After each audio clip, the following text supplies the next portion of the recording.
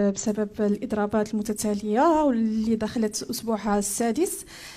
هل أصبح وارداً اللجوء إلى سنة بيضاء؟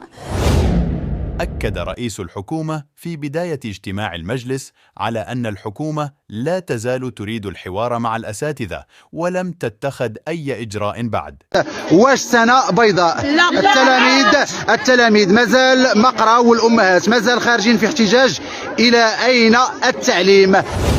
وكذلك وزارة التعليم قامت بإطلاق الدعم التربوي عن بعد للتلاميذ لاستدراك ما فاتهم من الدروس. دابا هذا الشيء باين كاين في الكواليس، حنايا اللي شاكين يمكن بغاو يقضيونا على المدرسة العمومية، وحنا راه بلا مدرسة عمومية ما كنسواو حتى شي حاجة.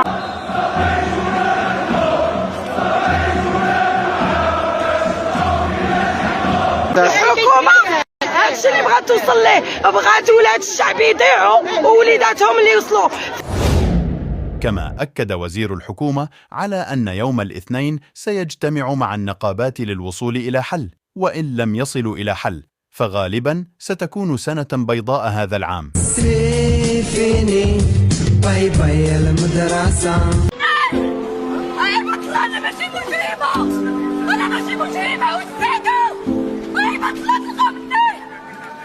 لحقاش حنا اللي ضايعين وليداتنا اللي ضايعين، ودابا حتى لين غادي نوصلوا. حنا كنخدموا في وليداتنا وكنستثمروا في وليداتنا، هما راس مالنا، وهذا الوطن والله الا زعزعونا.